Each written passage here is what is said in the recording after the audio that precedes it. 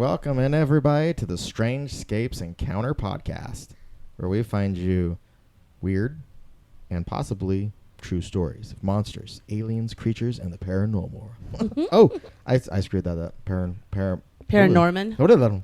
What Anyway, the heck? It doesn't matter. As you know, we screw words up, so it's fine. It's a thing we do. I'm your host, Adam. I'm Rana. And I'm Soraya. And she has found a interesting article today that takes place here in our native state of Arizona. And for, those of you who did listen to this, it is the Red Ghost redone. Where you can hear it all. There was some technical difficulties that, I don't know what happened. It was terrible when I edited it.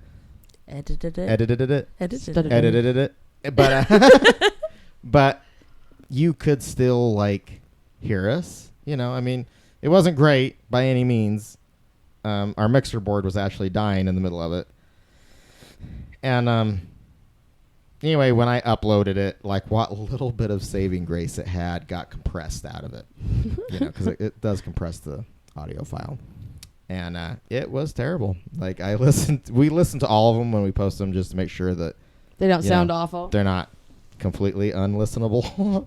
That one was deemed unlistenable. Yeah. It was pretty garbage. bad. So it got deleted. So this is take 2. So for those of you who muddled through it, we thank you. You guys are awesome. Seriously, you're champs because I didn't even want to muddle through it. Yeah, we struggled. I don't think we made it halfway through. We're like, oh my God, it's horrible. Delete it. Yeah. Yeah, and there was some of it that, when I was editing it, I was like, wow, maybe we should just record it. And then, it'd get better, and I was like, oh, okay, we can try it. But, yeah, uploading it finished it off. But this is with a new board, so hopefully you can tell a difference here. We hope. I hope.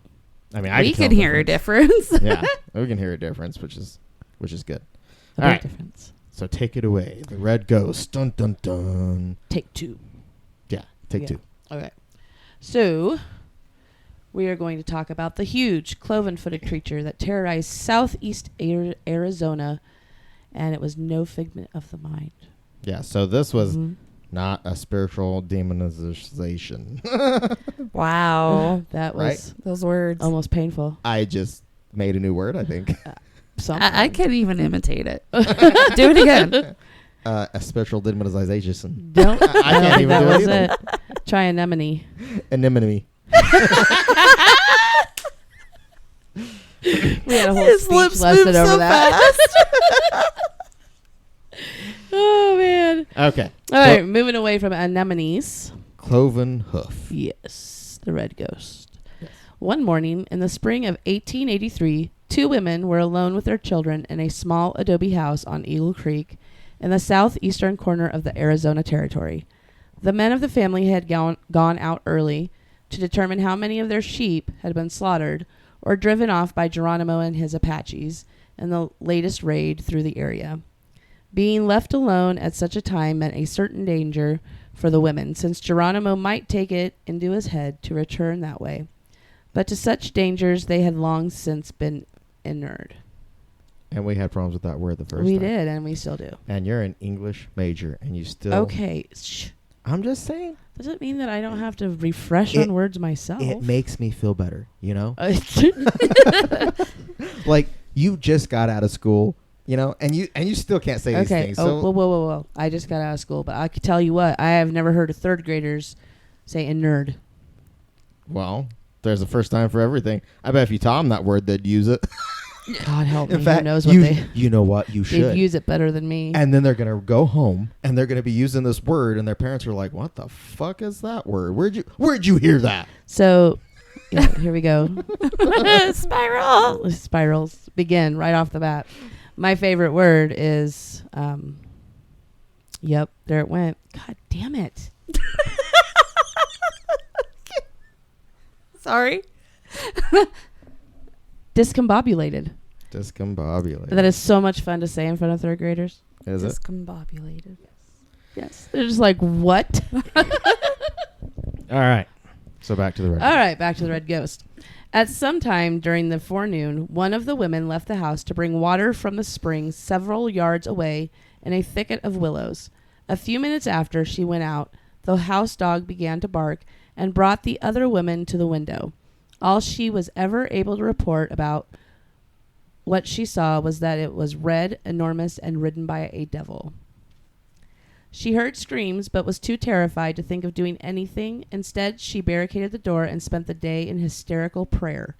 When the men returned that night and heard her story, they lit torches and went to investigate the spring, where they found the body of the second woman near the water, trampled almost flat.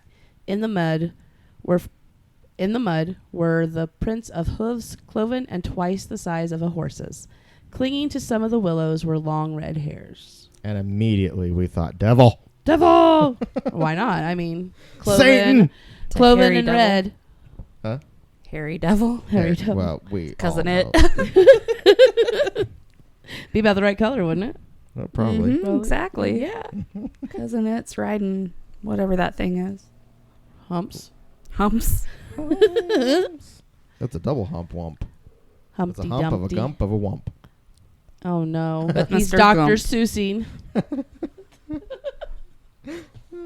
Mr. Gump had a 7-hump wump. Yep, there he goes. The new Dr. Seuss. Hey, I like Dr. Seuss. don't I do know too. if I you're didn't say it was a bad thing. here. Oh. Name that game. Mm. Is it a Hmm. game? Oh. Oh, never mind. Oh no. Take it away. The coroner from Solomonsville, who held an inquest, was highly suspicious of the story. Except for the horribly battered state of the body and the remarkable hoof prints, he would have been convinced that the woman had been murdered, possibly by other members of the family. In the end, however, he permitted the jury to return a verdict of death in some manner unknown. And it was so reported in the Mojave County Miner, a weekly newspaper in Kingman, Arizona. You Kingman. Yeah, Kingman. Gross. Not their favorite place. I've never been there. Well, you're not missing anything. There's That's nothing what there. you keep telling Okay, you know, here's Spiral. I have a friend that I grew up with in Utah. If you're listening to this, hello. You probably don't, though. Like, no one I know actually listens to our podcast. It's crazy. Anyway, moving on. So he called me while we were in Phoenix at a concert, and he was telling me that he's like, hey, what part of Arizona do you live in? So I tell him, and he's like, oh, I'm in Kingman. How far away is that? I'm like, Entirely too far a for me to long drive. fucking ways, dude. He's like, okay, well, he's like, I thought you were close to here. And I was thinking, man, why does Adam live in a shithole like this? And I was like, see, you're not even from here. And you think it's a shithole. Case on point. I was like, what are you doing? Oh, he owns a welding company. He's like, you know, I'm contracted out to do these bits here. He's like, there's nothing to do. Like, Could drive and visit. yeah, like a day later. I don't think there's anything near Kingman either There's to really. not. There's nothing worth even going that direction for. Ooh. Okay. A few days later, two prospectors washing for gold on Chase's Creek, a tributary of the Rio San Francisco several miles northeast of Eagle Creek, were awakened in the middle of the night when their tent came smashing down on their heads. They heard, as they told it, a loud scream and a sound of pounding hoofs, and saw what seemed to them an impossibly tall horse crashed off into the brush. When they told their tale at the mining camp of ore, several miners returned to the scene with them. Along the bed of the creek, they found the prints of huge hoofs, and through the brush leading off uphill a trail that had been broken by an obviously large animal. A few long red hairs clung to some of the bushes. Dun, dun, dun. It's a red-haired bush. Oh my god. I'm familiar with A those. red-haired bush Yeah. ghost. Oh damn. He went there. All right. Although half a dozen miners corroborated these discoveries, which clearly coincided in details with the occurrence at the sheep ranch, the general reaction to the story was a skeptical grin. Tall tales told around the campfire were the favorite form of entertainment in those days, and the tellers soon seized on the red ghost, as they dubbed the mysterious animal, and embroidered on the meager accounts of his two appearances. One devotee of this game claimed that he had chased the beast, and that it had eluded him by vanishing into thin air. Another reported that he had watched it kill and devour a grizzly. Well, Gotta be an awfully big ghost. it must be a big ghost. Vanishing into thin air, but yet it can devour a grizzly. And stomp a woman. And stop a woman flat. Well, yeah, we don't know what it did to the woman first. Oh, no. It is a devil after all.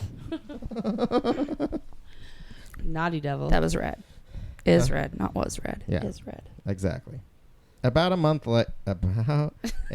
after the death of the ranch woman, however, the red ghost rematerialized in a form the tall tellers had not dreamed of. The event took place near the Salt River, some 80 miles northeast of Eagle Creek.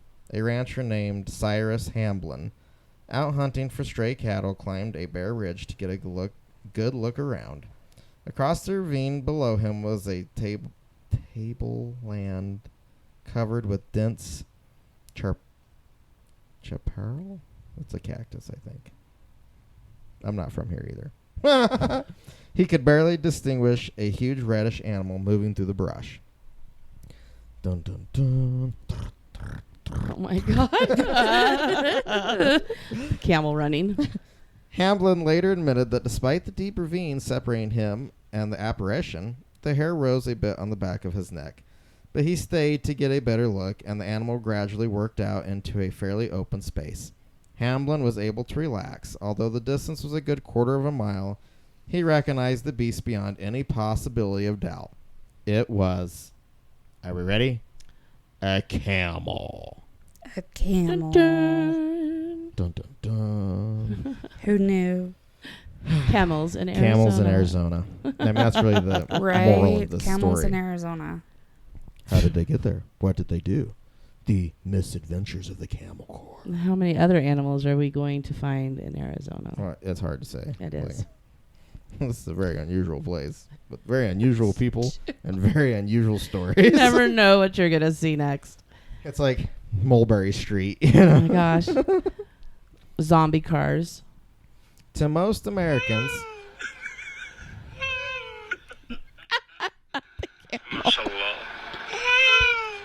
so for those of you who are completely lost by that, that is what a camel sounds like, apparently. We had to include it. Yeah, that's a camel sound. That we managed to imitate, actually, somehow. That's a moaning camel. A moaning camel. And I don't know why it's moaning, but it is. It was so serious in the face, too. Yeah, well, they are. They're like, The most pathetic creature to ever be. they are. They do. For look a that second, way. I thought that was part of the article. I did too. It took me a minute. Oh, the sound? Yes. Well, you saying it was pathetic, Oh. I thought was part of it. So They we're know. just, They look pathetic. we'll just make our own article. Well, we kind of are. To most Americans, and even to most Arizonians, the discovery of a camel wandering in the wilderness would have been quite as startling as most of the invented stories about the red ghost. It happened that Hamblin had spent several years in the desert region of the southwestern part of the territory, near the California border. He had never heard of camels in the high Salt River country, but he knew that in the desert they were, if not plentiful, by no means uncommon. He also could see that there was something more unusual about this camel than his choice of range. The hump on his back was topped by an oddly shaped burden.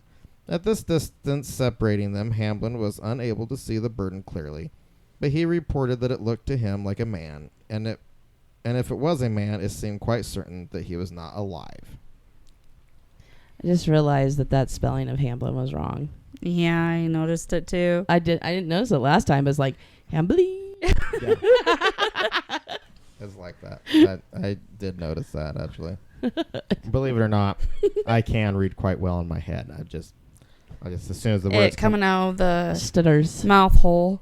yeah, like I actually used to stutter as a kid, and I mean, I don't It know. still rears its ugly head once It in a does, while. like, especially when I try to talk, like read out. I'm like, it It's funny though. Must be where Gabriel gets it from. probably is. Oh Like, my I gosh. really had a problem. I mean, I outgrew it, obviously. Listen to me now. Except for when you read Except out when I try loud. to read out loud, I'm like, bird. You don't stutter in your head? No, I don't stutter in my head. Fuck. Did you used to stutter in your head? No. Okay, well, I have to ask It these just questions. wouldn't come out. You know what I'm saying? Oh my God. Damn. Did it sound like that too? Yeah. So like legit stutter. Yeah. So ironically, oh, here's the spiral. I had a really hard time talking, just period. And so, Who would have ever guessed? right, who would have ever guessed that? So I would call things by the sounds they made. Wom wom. Wom Wom was a lightsaber because I was super into Star Wars. Boom boom. Yep, vroom vroom. Vacuums were humas. Humas? Yeah, Vroom. yeah. I haven't heard these stories before. my brother, I'd call him Bubby. I couldn't say brother, so it was Bubby, and you could actually stutter Bubby, and like it didn't really. Bee. Yeah, like it didn't really change it. You know what I mean? You're like, I can say something. Yeah. Yep. Interesting. Wom wom. I'm gonna have to hear more about this later. It's very interesting. The I just- Huma. Your brother and sister like to bring that one up. Yeah, that was their favorite. I haven't heard any of these stories. This was a new one. No. Yep. I used to stutter. Used to have a really hard time talking. Period. I Like, can't even tell. Just couldn't get it out. And then one day it just fixed itself, and I was like, And holy everybody around shit. you's going, "Oh my I can fucking talk." God. It's like off Charlotte's like, I can talk. You know, and the sheep's like, shut the fuck up. Who was the sheep in that situation? Your dad? Yeah, probably dad. Like, shut the fuck up. Yeah, you could talk. You could talk before too. You're still making the same annoying sounds. No, look, these actually sound different. These are words, not sounds. Yeah. Oh, Anyway. that's great. Okay. All right. We All right. got to keep this moving. We do. Whew, we've gotten really bad about spiraling lately. We are terrible Click, about click. spiraling. Boom. Ham? You said click, click. I said boom. That's not where I was going with that, but okay. That works. Where were you going? Mr. E. Oh, yeah. Click, click. So, I mean, yeah, we actually have a son who, I mean, I'm sure he got it from me, which is why when they were like, ooh, he can't talk. Yeah, he'll get better. It's fine. It's just genetic. Genetics. Alien DNA does not help with speech in the beginning. It doesn't, you know? And maybe it's because, like, we used our brain powers, you know? Like, I'm, like, watered down alien. So, like, I'm not used to having to talk. Water. You know? Like, we just, like, telepathically communicate in our heads. Hmm. What are you looking at me? Your head's a scary place. Oh, you better believe it. Talk about me and the weird cannibal thing I said. Oh, yeah. Foreskin rings. Gross. And you know what? For those of you who listen to our weekly show, that will make complete sense to you. It will. It will. You'll just be like, oh, there they are again. They're still stuck on the foreskin. All right. Okay. Who wants to continue the saga? I started to, and then we went back into foreskins. Yeah. Mm-hmm. Hamblin's reputation was so solid and his story so somberly circumstantial that most of it was widely accepted. It brought back to life a nearly forgotten bit of the West's history and gave the more imaginative of the territory's citizens something they could really go to work on. Soon, the Red Ghost, or Fantasia, Colorado, as the Spanish-speaking settlers called it, was one of the Arizona's most famous inhabitants. Damn Camel was a fucking celebrity. Fantasia, Colorado. How the fuck did they get that name? I have no idea. The one item in Hamlin's account was the matter of the burden on the beast's back. Scoffers were convinced that it was merely the camel's hump, but a few weeks after Hamlin's experience, the Red Ghost turned up near the valley of the Verde River, about 60 miles west of Hamlin's ranch. And so, yeah, on a little spiral note here, camels are like amazing creatures. Like we had to do some serious research. These things, I was lied to my whole life. Like I grew up on a farm, and like mules and horses are supposed to be like these like high endurance animals. Fuck No. horses. Like a camel apparently can outrun one. It can outwalk one. It can out eat one. Like in terms of not eating. And it can swim. It can carry your swim. shit, your whole family shit, and enough food and water to get itself 100 miles before it has to refuel. You can fill the hump. Yeah. Oh my gosh.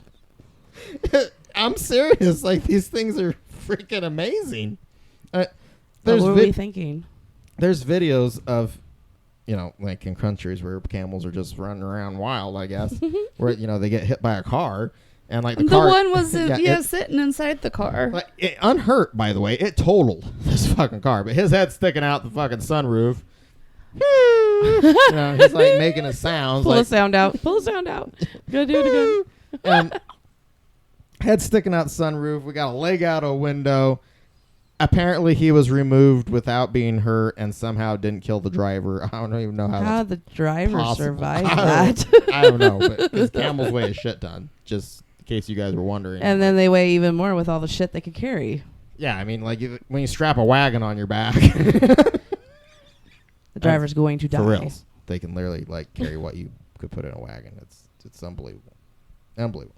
Okay, the Red Ghost turned up near the valley of the Verde River, about 60 miles west of Hamlin's ranch, and the scoffing ceased. This time, a party of 5 prospectors sighted the animal feeding on a mesa, managed to get within what they considered shooting distance, and banged away. They either missed completely or merely grazed the animal, and it rapidly loped off out of range. Yeah, like 47 miles an hour. As it departed, Loped off. as it departed, something fell from its back. The prospectors investigated and found, as the Mojave County miner described it, a human skull with a few shreds of flesh and hair still clinging to it. It's cousin it. Which one? The shards of flesh? This gruesome discovery Ew. firmly established the Red Ghost as a living legend. Its career in that role was to last nearly 10 years, since the only Contemporary. Contemporary account of this career seems to be... Oh, shit, man. I don't know. Maybe I'm really tired tonight. Well, I mean, yeah. The podcast where the names... Where the names... Oh, he can't even get that out. I can't. He is done for the night. Okay. I'm You want me to sorry. read? Damn. We'll read and you can do the commentary. I'm sorry. I'm struggling. I can hear that. Holy cow. Like the stutter is coming back. It is. Like, you guys are about to hear the natural stutter. Oh, since the only contemporary account of this career seems to be the one in the minor, and since newspapers in those days were by no means slaves to facts, or these days, it may be that some of the details were improvised. I don't think that's ever changed. Probably not. Most of them were reported to so circumstantially, however, that this is unlikely, and none was the kind of obviously far-fetched fiction the more imaginative Western editors commonly went in for. The latter also were not up to inventing the ferocious human malevolence. Oh my gosh. Reader catching. Malevolence. Malevolence. It is. It's like it's catching. I did that. You did that. It's You're not a welcome. Good thing. It was good. You just got stutter It's AIDS. the Red Ghost. Blame the Red Ghost. Oh. Stutter where was I? herpes. Blah. Stutter herpes. Well, you can It's get herpes almost from a like mic. Just saying. Ew. Ew. Why did you have There's- to bring that up? Because, like, this coming Monday's Strangescapes is... As we herpes have from a mics mic. in our face. Yeah. Blah. Well, it hasn't been in my snatch, so you're probably fine. Ew. You have a snatch? Well, you want to see? I was just kidding. Secrets. Well, that just spiraled out of control, I'd say. All right. Let's focus here. Malevolence towards animals involved in the story of the Red Ghost. Malevolent? Malevolence.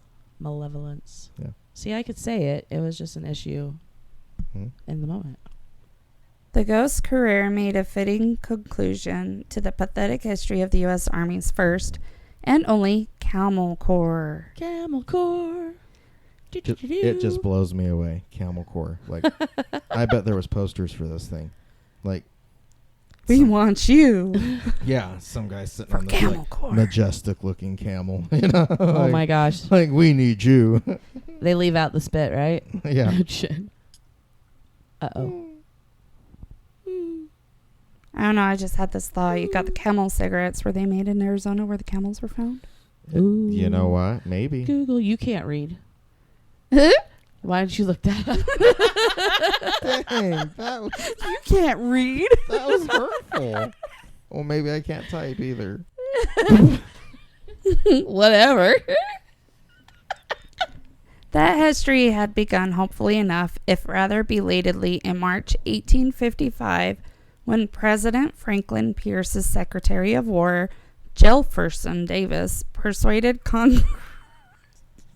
Man, this person's editor had For some lack problems, thereof. too. So, do you think it's Jefferson or Jefferson? I'm going to go with It's Jefferson. Jefferson. Persuaded Congress to appropriate $30,000 for the purchase of camels to be used by the Army and exploring the Southwest. Like most military innovations, this one had been proposed many years earlier. One of the explorers of the West, Major George H. Crossman, had formally recommended in 1836 that since the chief desert problem was lack of water, and since camels could go longer without it than horses or mules, the Army should experiment with the use of camels. It So- took the suggestion 19 years to work its way up through the channels. I bet they started 18 years before that. They would have been cheaper. I bet they would have. That's inflation. So, Yep. I mean, $30,000 back in that time was a shit ton of money. That's a shit ton of Okay. money now, Well, let alone yes back and then. no, but like back then it was a shit ton of money. Well, I am a poor ass teacher. That's a lot of money. I'm just a poor boy from a poor Mhm. family. She's just a poor... Girl. Yeah. Oh, Figaro. But anyway, it was a lot of money. And for them to just dump it into camel experiments here, like taxpayer dollars at work. Makes you question a lot of things right there. You know, yeah, the government has no problem spending money on shit. I That wonder makes how no many sense. gallons of water they can actually hold. Camels? Mm-hmm. Or the government? The camels. Sorry. Well, she's off in her own little world. Like, what in the hell is going on so here? I read they don't. So they drink the water, and they metabolize it, and they actually turn it into like some kind of. They basically turn the water into something else in their body. You know what I mean? If that makes sense. So their Does body it kind of holds act on. like a reserve? Yeah, so their body actually like holds onto it, and then it releases it back out, kind of like a cactus. Actually, it's really weird. You should read on it. I'm probably not doing a good job. Four-legged cacti thingies. Yeah, but I mean, like, it's not like they have 10 gallons sloshing around somewhere like a water tank. I mean, like, So I just had the imagery of the grizzly bear and the camel. duking it out. Yeah. Who'd win? The camel. I'm going with the camel. I don't. Grizzlies are huge. They are huge, And but I they're don't sharp. know. Like, camels are a lot smarter, and people give them And they credit can for it. run 40 miles an hour. Well, yeah, the camel could outrun a bear. Like, as long as it. Bye. Like, long his as- loping speed is not the same. Loping speed. And the time in which it can keep it Lope. up. I mean, these things are like Endurance. Humvees. The ultimate off-road vehicle. Yeah, this was like the original Army Humvee. Four-legged 4x4. Yeah. Four-legged 4x4. I bet there was one of them that was named Humvee. Humvee. It's where they come from. That's where the name for the Humvees come Yeah, from. Humvee. Camel Corps. Humpy. Humvee. Humpy the Humvee. Like, Humvee the Humpy. Come on, Humpy. Oh my God. We got to Humvee this shit. I wonder what the people that had never seen a camel before were thinking. what in the fuck is that? Probably not. Aliens. Because that is the very thing I thought the first time I saw a llama. I mean, I've only seen a camel once in my life in person, but like that is exactly what I thought when I saw a llama, especially a llama that was getting dumped off on our property out of a horse trailer. Like, that is the most bizarre shit you're ever gonna see. I mean, like I say, I grew up on a farm. We had a lot of shit dropped off all the time. Animals, right? You're just disappointed it wasn't a camel. You know? It might have been eventually. Yeah. I mean, seriously. It wouldn't even surprise me if someone kicked a camel out. I'd be like, huh? Well? This looks like a good spot. But yeah, so like, these people just pushed this fucking llama out of the back. Well, first they pull up in a trailer, you know? And like me, we had dogs, so dogs were going nuts, you know? So me and Hiram, my brother, we come to the window, and we had this big picture window, and we're looking out, and there's a truck with a horse trailer, and we're like, oh, what are they doing? Maybe they're turning around. And then these two guys jump out, run to the back of it, open it up, you know, and we're like, oh, they're not turned around. They're leaving us a present. One of them jumps in there, and they had a halter on this thing. They just jerked this full-grown llama out of the trailer. And my brother was like, is that a llama? I don't fucking know. Is it? You tell me. I mean, I'm like, I've never seen one of those before. It's crazy. Out of all the nowhere places that were out there, they was picked you. our nowhere place. How old were you? Oh man, I don't remember. Like little, or like you could actually like see way above the window? Like 10, probably. Well, there was a Okay. couch that sat against the window, Oh, Mhm. so we That's stood on the cheating. couch to look out the picture window, and then we got yelled at. That's fine. It happened so much. But Mom but- gave up. you gotta see this before you get mad. It was get a lot mad like at that. them. I mean, the dog sat up on the back of it because it's just how you looked out the window. I mean, this fucking couch was blocking this ginormous window. So, like, and that window was the only window that faced that direction. You're So- all lined up. I could see this. Did you have a special word for llamas? No, I could talk by then. Shit. No one else knew what it was either. So, anyway, me and my brother had to chase this thing down. And, I mean, it took us, like, hours to corner it. And then they got spit on as soon as they caught it. Actually, no. You know what? He did not spit on us. Okay? I have to give this thing credit. Like, I think he knew we were trying to help him, you know? And he was just scared. Traumatized. Because he never once spit on us. He didn't try to Oh. bite us or anything. Like, we got a hold of him, got him in with the other animals and stuff. And we had him for a little while. Is it But, Zyra? I always forget. no. It's a different It was one. not Ira. I can't remember what this one's name was. I'm going to have to ask Hiram if he remembers. Ira's the one that did spit on you guys. So though. Ira's the one that tried to assassinate other male goats. And that's that's a story for a different day. But We'll find a goat story. It's an army llama. yeah, he really had a thing against this Billy goat, and he tried numerous times to assassinate him, and was so close to success. I mean, Multiple occasions. like Ira was pretty smart. He did spit on me, little fucker. Oh, hated that llama. Iris. And yeah, so it wasn't until we had this llama dropped off that all of a sudden now we had to get other llamas. Okay, Llama drama. like all of a sudden my sister was infatuated with fucking llamas, and so like we went down to this llama farm and picked out, it's just unbelievable. all new animals. And then like I for swear you to take care of. it was like a year later she got married and left me and my brother with what? The llamas. And we were like, what the fuck are we going to do with it? So that llama ended up making the trip to Arizona. Like, you need to go be with your mommy. Just see Temple's face. So, yeah, that's the end of my spiral. Llamas. That's as close as I got to having a camel, Distantly related. You'd given it time. You probably would have ended up with a camel. It would have just wandered on Right. into your yard. Shit. And leave you red hair. The red ghost. Dun, dun, dun. Made it to central Utah. Right? When Davis finally got the money for the project, he sent Major Henry C. Wayne and Lieutenant David D. Porter to the eastern Mediterranean in a Navy storeship, the Supply, to buy the first camels. An experienced horse trader. So they had a horse trader do the camel trading. It's the And same thing, right? He did not come out well on this. I'm just going to tell you that right now. He did not. Wayne took plenty of time investigating camel lore and studying the offerings in the camel markets of Alexandria and Smyrna. It was time well spent. It sounds like he had a vacation. All but one of the 33 animals he bought at an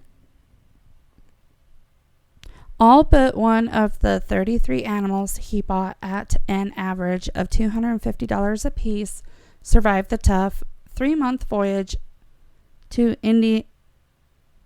Neola. I was like, is that really an I F? would be firing this editor. Indianola, Texas. Yeah, I mean, it's hard to read. It is. It is. And 2 colts. Camel young were so called in the King James Version of the Bible, and the Americans adopted the term. Were born on the trip. Oh, baby camel. Baby camel. I wonder if they got like little humps. Well, he got a good deal. He was like, "Yeah, look, these 2 are pregnant. We'll just throw the babies in for free. They're like free cargo." Done. I was like, yeah, that's 4 for the price of 2. Right. Like, yeah. And then you lose one, and so you still have one for free. Yeah, it's a great deal. I mean, you're gonna have to birth them on the ships, which is your problem. But please see your doctor if you're just whack it with an iguana tail or something. Oh my gosh. You haven't gotten to that yet. Wayne and Porter also hired 6 Arabs and a Turk, the former as camel drivers and tutors to the army's muleteers, and the latter as a veterinary. Their remarkably bad judgment in these hirings Remarkably bad judgment. foreshadowed the ultimate fate of the experiment. Apparently, they assumed that since camels abounded in the Levant, any Levantine must be a camel expert. So That's I think racist. basically they came off the ship and they looked around and they were like, "Wow, everyone's wearing a turban. Hey, you over there!" And that guy's like, "Huh? What?" Like, yeah. Can you run a camel? Do you know how to drive a camel? He's like, and he's thinking, American money. What do I say? Yes, dumb fucking Americans. Yeah, I live in the Middle East. Of course, I know got how a to drive a turban. camel. What kind of place do you think this is? Huh? It's called profiling. And Hey, look, of all of profiling us, is we all wrong. know how to drive camels. Hey, Bob, come here. You want in on this? Bob. You know how to drive a camel too. Ooh. Look at Shishwa. Shishwa. He's been looking for work. He doesn't know how to do anything. I mean, he is a professional camel driver. As the article makes it abundantly clear Yeah. later on. And, Holy cow. We happen to know Mohammed is a vet. Oh my gosh. Yep. The next part of this paragraph talks about how we treated the camels. Oh, yeah. Yeah. Scary. And none of this raised any red flag. I mean, I don't know who was dumber, you know? Like the U.S. Army guys who came studied in. lore. Why would you study lore? Right, but I mean, like, It's not the same. if you had people that were experienced with horses, I would think, and you're whacking a camel with an iguana tail to heal it. I mean, I think I would hope someone in that equation would be like, I don't think what that kind he of knows what he's fucking doing. weird shit is this? That's not a fucking vet. Like, someone shoot him. who gave him American money. Yeah. So we go back to, the way that Adam was all talking about the turbans and, yeah, those dumb Americans, right? Well, here we go. The Arabs were about as familiar with camels as the average city boy today is with horses. And the Turkish veterinary's treatment for a sick camel, whatever the ailment, consisted of tickling the animal's nose with the tail of a chameleon. Oh my god. Now, just the tail, right? So, Just the tip. Freeze-dried first off, chameleon tails. I didn't know there was a market for chameleon tails. Second off, why aren't we using the whole lizard? and They and probably third, Need a have them box for of other tails. third, I mean, I wonder if like they had gotten screwed on some deal and they got a box of these tails. Gotta use them for something, man. We spent all that money. Yeah, and then, they take tells with them like, hey, these Americans aren't very dumb. Like, Aren't very dumb. or aren't very smart. Like, how about how about 10,000 for the box of chameleon tails? In the course of the long voyage, however, Wayne learned so much about camels and became so thoroughly convinced that they were potentially of great value to the army that he refused to allow such mistakes to discourage him. After landing at Indianola on May 14th, 1856, he sent Porter back to the Near East for another load and drove his charges overland to the Army's Camp Verde, 60 miles northwest of San Antonio. Along the way, he encountered an unanticipated difficulty. Nearly every horse and mule they met bolted in terror at the sight of the beasts in his care. Since the horsemen and teamsters were enraged by this and placed all blame on the camels, it was clear to Wayne by the time he reached Camp Verde that his first task was to make converts to his point of view about the animals. Fucking camels. It's all their fault. You know what? If you just stayed in the desert, we wouldn't have any of these problems. They were in the desert. Transplants. Desert. I wonder if these were Mongolian camels. Mongolian? Yeah. I just thought of some with longer black fur. Oh my gosh. Call it the hue. Throat sing. Yeah, it's like a throat singing camel. Oh, that was your best ever impersonation of the Hue. Was it? Well, I could just see it like this little camel band, like a couple of them back there are like, and then like this like bigger, burly, older looking one's like all. Gotta get the bass going. Oh my god. Oh my gosh. Give me a baby sound. Come on, we got 2 babies there. There's one. They gotta be a little. There you go. It's like somehow they managed to have 2 different sounds when they make their noise. They do. It's really weird. Really weird. Yeah, I think it's because of their lips, but Yeah, they have the split lip. they do. It's And they can move them individually.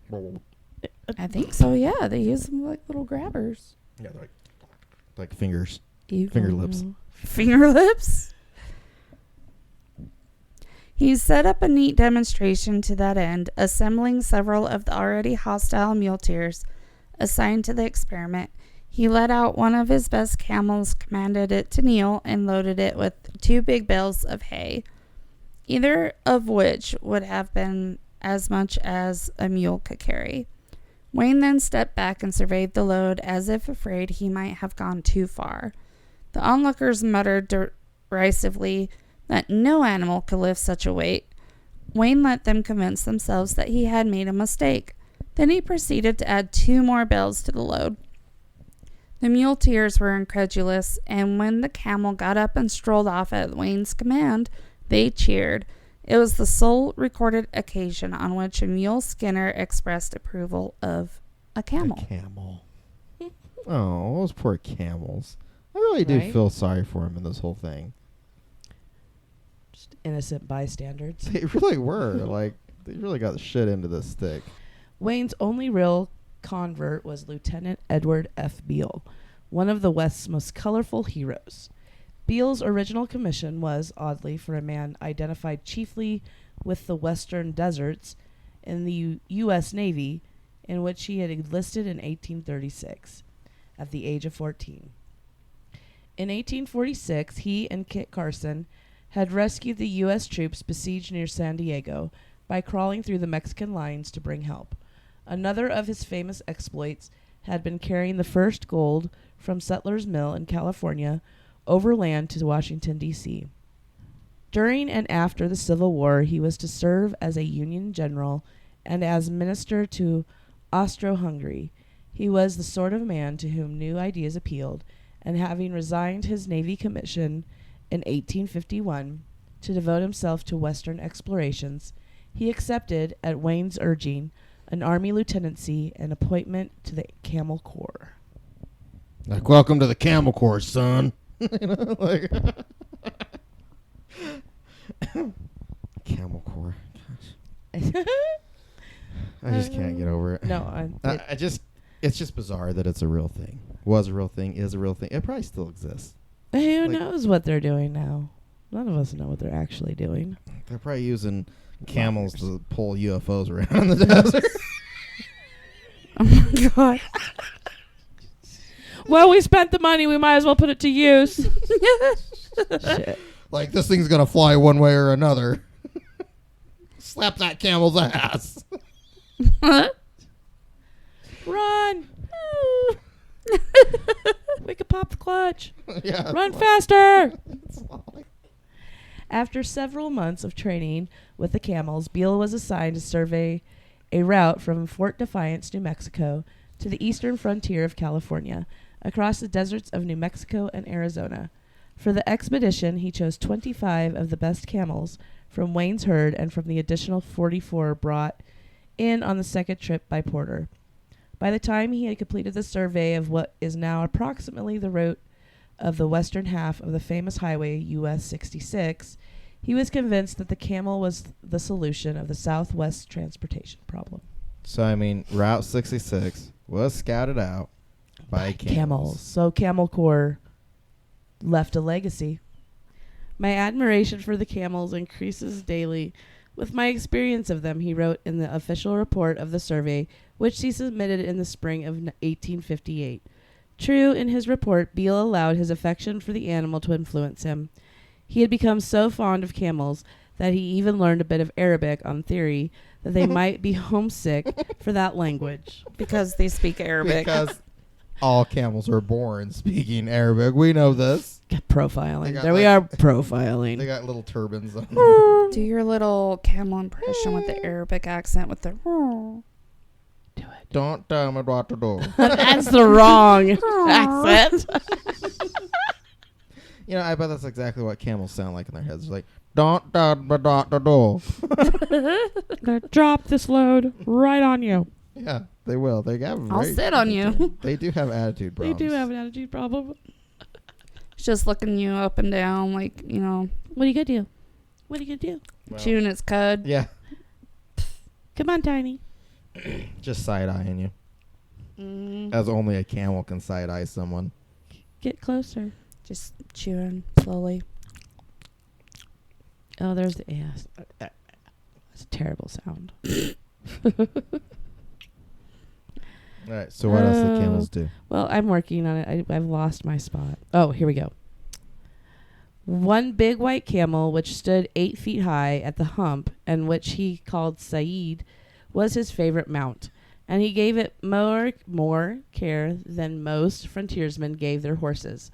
But there was also undoubted justice in his claims for the camels. By careful experiment, he had established that in nearly any kind of terrain to be found in the Southwest, 3 camels could carry on their backs as much as 6 mules could pull in a wagon, and cover the ground nearly twice as fast. Furthermore, when the expedition forded the Colorado River from Arizona into California, all the camels swam it with ease, but a dozen horses and mules were swept away by the current and drowned. See, they can swim. Yeah, with a load, With a load. with a wagon on their Cloverfoot. back. They're just like Nope. across the river. you know? And knowing all this about him, it really does kind of surprise me that they aren't still around. Right? I mean, Like, for real. Suspicious. It's because horse people, fucking horse people. He doesn't like horses. You know, it's not that I don't like them. It's just, You don't like him. yeah. Yep. Mm-hmm. Yep. And as a final test at the end of the journey, Beale took a dozen camels north from Los Angeles into the Sierra Nevada and found them readily adaptable both to high altitudes and to cold weather. Like I say, The ultimate animal. all-terrain vehicle, the original Humvee, guys. And when it Humvee, gets the sick, all you Humvee. have to do is slap it with a chameleon tail, and it's better. Feed Like- it every once in a while. Like, you Better got the keep an sniffles? abundance of lizard tails. Not any lizard, chameleon tails. Has to be chameleon. So you find a chameleon, just chop his tail off, keep it. They'll You- grow one back. Yeah. Right? Just, I'm sure they're a lizard, right? Just keep a lizard or few with Chameleons you. regrow their parts. Take a tail as needed. And Take a tail is needed. slap a camel with it. Like, do you know a sick camel? Get it a fucking chameleon tail. Bless it with the lizard stick. Bless The it. lizard stick. It's a lizard wand. And the camel's Yeah, I like- just thought of Oscar's Oasis, that poor guy. I know. He wasn't a chameleon, though. He's probably safe. But I was just thinking, just the way the lizard would react, and the tail's all like kind of dented and shit. Oh my Well, you know how God. many times that poor guy's had to regrow his tail on that cartoon? Mm-hmm. At Exactly. least twice every episode. I mean, it gets chopped off a lot. Oh my God. All this finally convinced the War Department. In December 1858, John B. Floyd, who had succeeded Jefferson Davis as Secretary of War, formally declared the experiment a success and recommended to Congress the importation of 1,000 more camels. Holy shit. They're imports. Importing camels.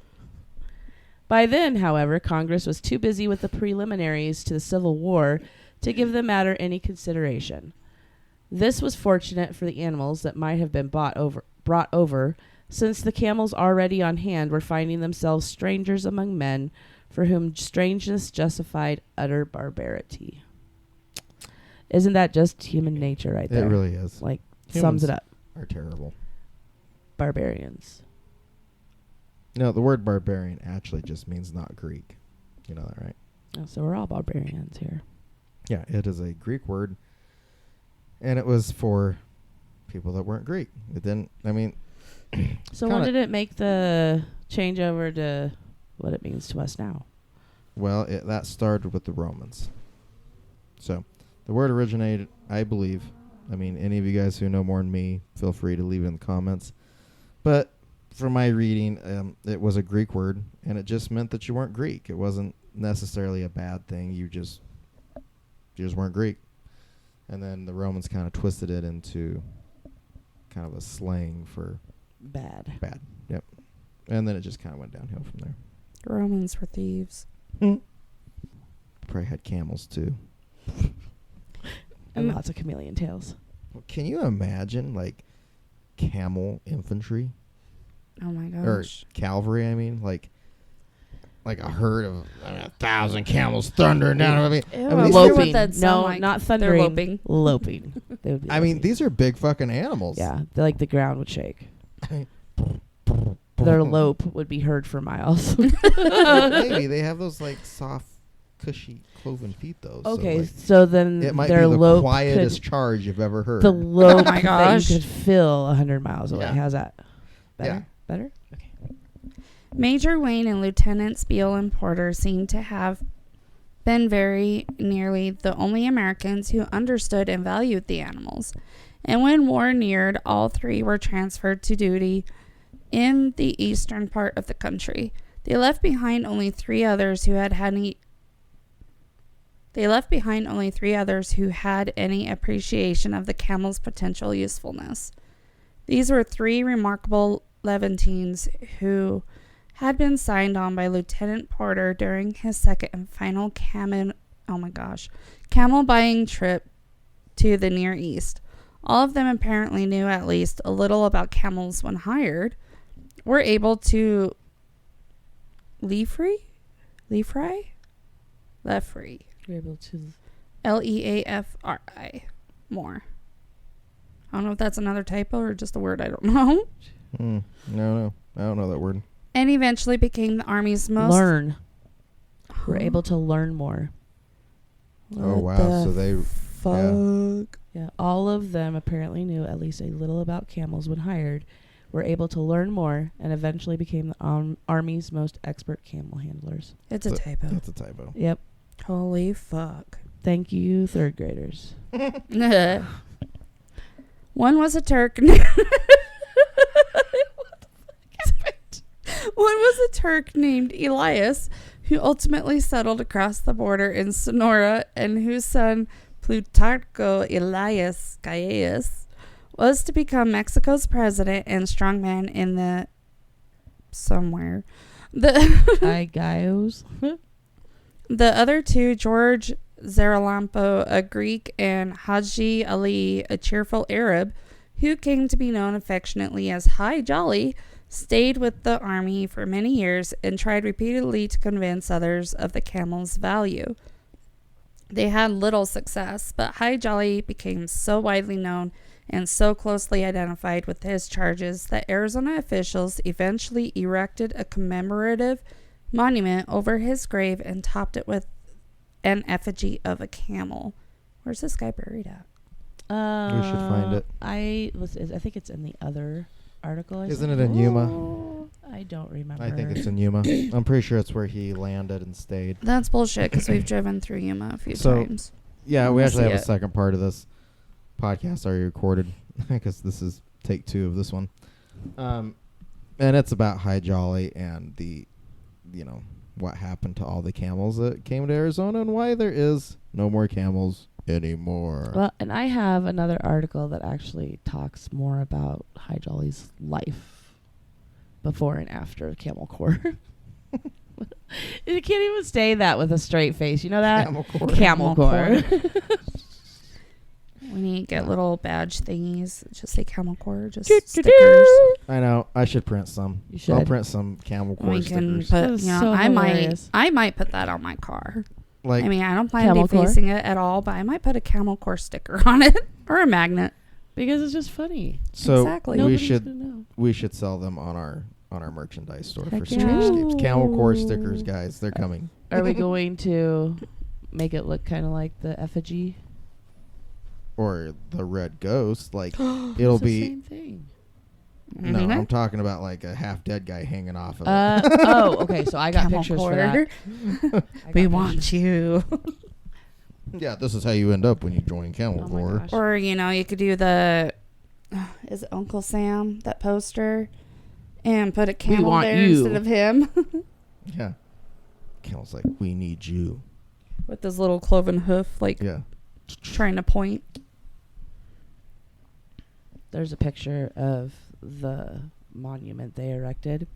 I just got to find it. This was many years after the little Arab's death, when the camels had become only a vague, colorful memory. Such a monument would have been inconceivable to the men whom Wayne, Beale, and their Levantine helpers tried to train as camel drivers. To nearly every cowhand and mule skinner who came in contact with them, the camels were incomprehensible abominations, and the feeling was mutual. Oh, wow.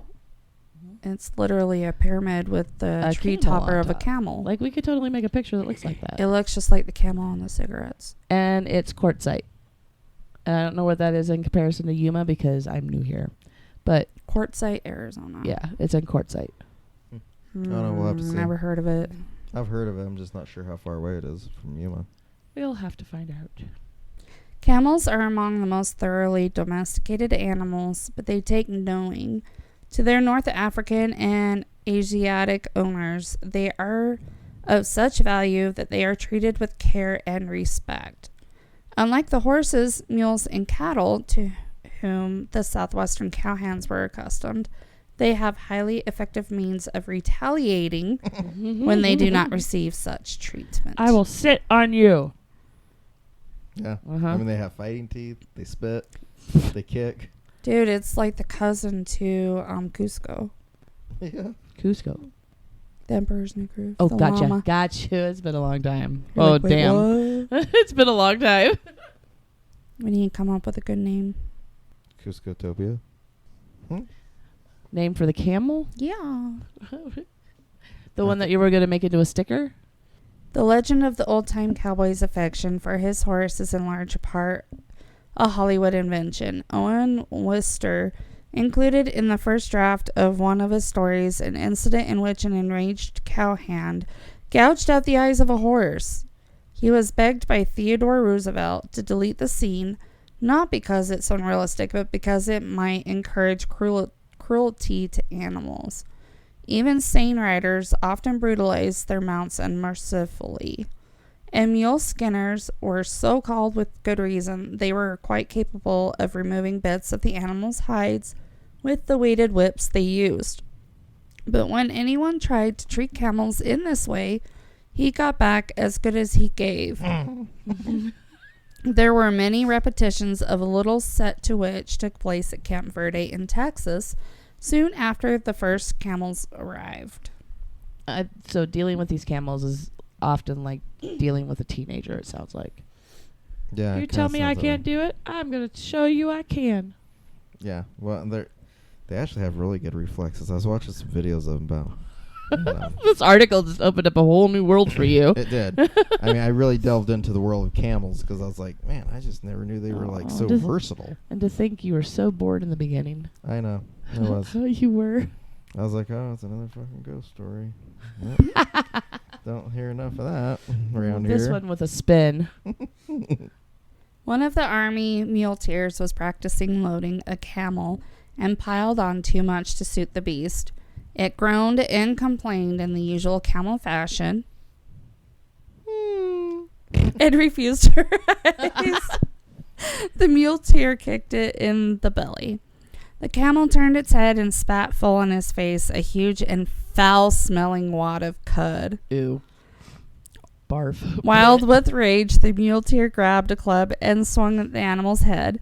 The camel dodged easily, emitting a shrill, hair-raising scream, and raked the man's arm to the bone with its great tusk-like incisors. Can you see this going on? I mean, like, its head's whipping around. Well, yeah, and so, like, it didn't even get up. No. I mean, that's what I got from this. Like, wham. It did all this ninja shit sitting down. Like, it literally just, like, moved its big-ass fucking head out of the way. Clubbed him Slow. with it. You know, it was like... A ninja camel. Yeah. I mean, he's part of the Corps, right? He's got Yeah. Mm-hmm. He's like, He's hoorah! got training. He went to boot camp. Apparently, he didn't pay attention. Which one? The camel or the guy? The guy. He did not pay attention in boot camp. Yeah, How the camel did because it kicked his ass. Yeah. Mm-hmm. Yeah. Definitely smarter than the cowhand. Well, some of these guys it probably wouldn't take much. That encounter was the beginning of an unremitting war on the camels by the Army's mule skinners. Nothing could have been better designed to enrage such men than the camel's habit of spitting copiously and accurately on anyone rousing their resentment. Oh my God. Well, so if they're anything like a llama, Oh, shit. a llama can pick the kind of spit you get. Like, Ew. Ew. you can get just saliva. You know? That's gross, but you're like, oh, whatever. You can get the neck, stomach. You can get normal spit. You can get foul spit. Or they really can drug something up special for you. And Like, it's like, from the third stomach all the way back up. yeah. I mean, Hucktwa. it's really close to shit. Like, it's as close to shit as you can get without it coming out your butt. That's really gross. And it's terrible. It is fucking terrible. So do llamas have multi-stomachs where they can puke it up too? Mm. Research. I don't know. I know camels have more than one. Besides hating the camels for their looks and lack of proper docility under harsh treatment, the cavalrymen despised them as foreign.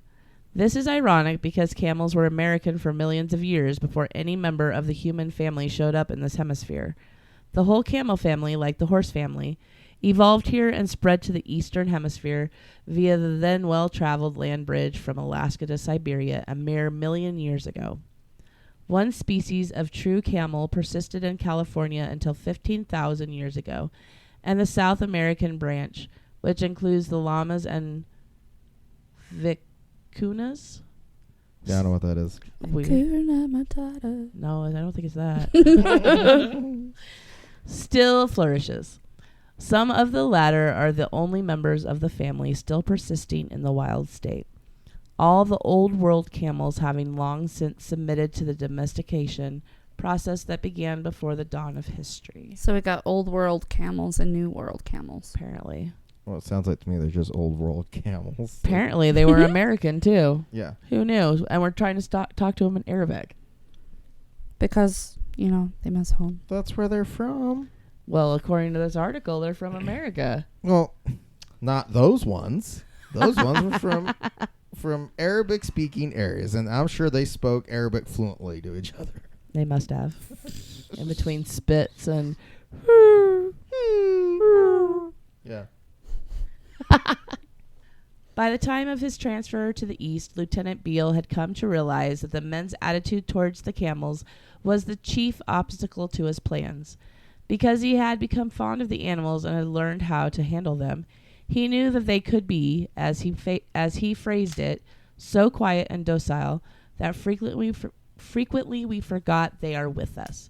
But he found it impossible to leave them with the men without his personal supervision.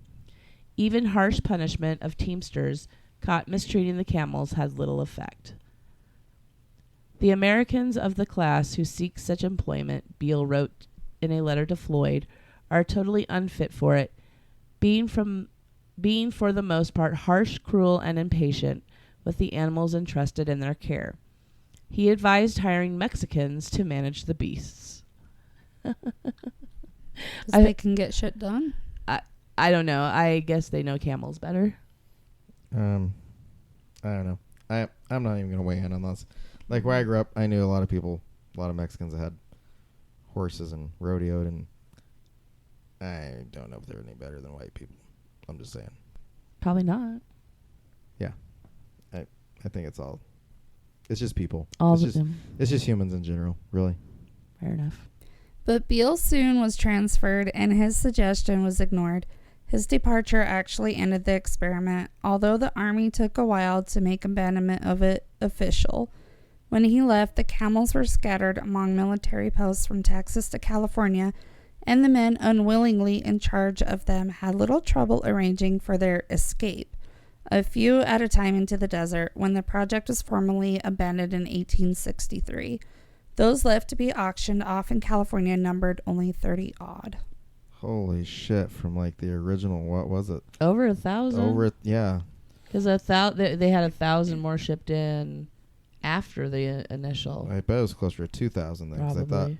I don't remember how many it was to begin with. It was a lot. Anyway, so that's A lot. very discouraging numbers. Where'd they even get 1,000 camels over there? Like, They holy shipped them. Shit. They shipped them on boats. From the Arabic places. The Arabic-speaking camels. Yeah, that's sad. Poor camels. Poor babies. Meantime, several San Francisco mining magnates had organized a company for the purpose of importing camels to use in Nevada. These men had heard something of the Army's troubles with its camels and thought they had an explanation for it, namely that the one-humped dromedary of the Near East that the Army had picked was the wrong kind of camel. Yeah, so there's a right and wrong. So this is the one hump and two hump. One hump, ha ha ha. 2 humps. Ha ha ha. So that's going to start our second episode with talking more about wrong camels and right camels. Because it makes a difference. One humps and two humps. Makes a difference. Yep. Are the one humped the two-legged or two-wheel drive? I think they're just like the, like you have the expedition models and then you have like the scout models. Oh my gosh. Like two humps are scout models. Like they're meant for the long haul. Yeah. Expedition, they're taking the whole house with them. So the expedition's more like the fast version? Well, no, they're like, Okay. You carry the whole camp on your back kind of Oh my gosh. vehicle. I just had a thought of a camel like peeking around a building or something and doing that skexy. We're going to be really good at that by the end of this article. We are. I'm going to do it with people at work tomorrow. I'm going to be like, Totally need to start using that meme, the camel in the car. They make such interesting sounds. They're just kind of interesting creatures. They really are. I can definitely see why he got attached to them. Like, just watching videos of them, and I've been around animals my whole life. How do we get a camel? I definitely could see. Oh no. Having a camel over a horse for reals. Like, they're smarter for one thing, but like, I don't know. They're just more Multi-purpose. There you go. docile. They're more Really? docile and multi-purpose. Until you piss them off and they fucking spit at you. But Or I mean, stomp you into the mud. yeah, because they weigh like a shit ton. But And weigh even more when they're carrying a house. so they have camel lifting competitions. Yes, we found videos of those over there where they like weigh down these camels and see who can stand up and shit. Like, It's pretty and you impressive. know they're betting on them. Oh, yeah. Hey, go, Jojo, go! Jojo. Jojo the camel cord camel. Yeah. He's out there doing push-ups. So not G.I. Joe. It's Go Jojo. Yeah, it's Jojo. Doing his little neck exercise so he can dodge. Yeah. Swinging the head around. Whap! He wanted to touch me with a chameleon tail. Can you believe that shit? It's like neck taekwondo. Here, let me spit on that before you put it in there. Woo. Hukta. Right? Oh, hey, now we might get banned over that. Like, Oh, shit. Oh, Shush. God. I feel like if people get that easily offended, we probably... but they do. I know. They're going to have a really hard time with us. Yeah. Probably. Our 3% listening fan base must be, weirdos like we are. There's nothing wrong with being weird. No, there's not. We highly encourage it. We do. Embrace your Embrace your weird. Now, crazy and weird are not the same thing. No. Let's No, they're not. Nope. I feel like we need to mention that. Like, Yeah. weirdness. No, Disclaimer. yep. no making human skin furniture. Ew. Don't be doing that. Yeah. Yuck. We don't need any more Heathers. Nope. Ooh. No matching heather God, here we lamps. go like, again. Nothing like that. Lotions. Lotions on the skins. The foreskins? Yeah. And like I say, if you listen to last week's freaking, this last Monday, regular Strangescape podcast, the religion Foreskin facts, was the word of the day. all of that would make sense. Okay. There are so many crazy fucking people out there. It is unbelievable. Like and it's crazy what people will believe because one person tells them to. we might actually have to start a cult. Like the cult of the strange. I mean, I don't know. Something. Strange and weird. Because it doesn't take much to start a cult. And apparently people flock to them and will do crazy shit once they're inside and drink the Kool-Aid. Ew. You know? Or grind up limestone thinking it's Mother Mary's milk. Yeah. Crazy shit. Licking scabs. I will never get over that. Like this is all real stuff. Listen to the regular show and it'll all become clear to you. Like you'll be like, "Oh yeah." I find that It we makes reference sense. other episodes quite frequently in current episodes. Yeah, we do. Because there's some of this Quarrel. that you just can't get out of your mind, No. you know? No.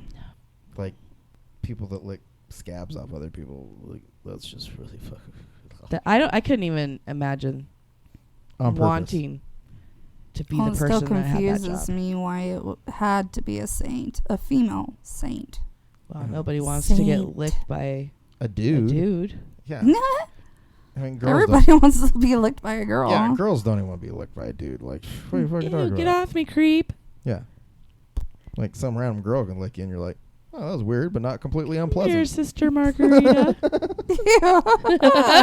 Oh, no, that's not the same thing.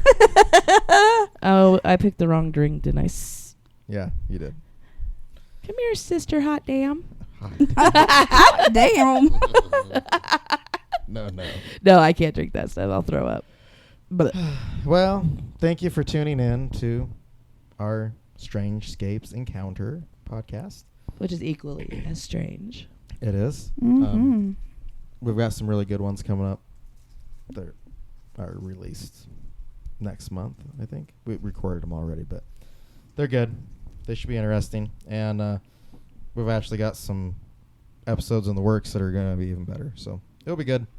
They come out every other Friday. So Encounters is every other Friday. So the first Friday of the month and the third Friday of the month. How's that going to be affected with this, redoing this one? We're going to act like it came out when it did because it technically did. Oh, okay. Right on. And get back on track. Okay. Yeah, it's just one of those weird hiccups, you know. That's the whole point of our thing is weird. Yep. And We lived up to it it was without terrible. meaning to. Yeah, it was awful. It was. Holy cow. So, like I say, we appreciate you tuning in. And if you listened to the first one, you are freaking awesome. Rock on. And if you did not, well, thanks for listening to this one.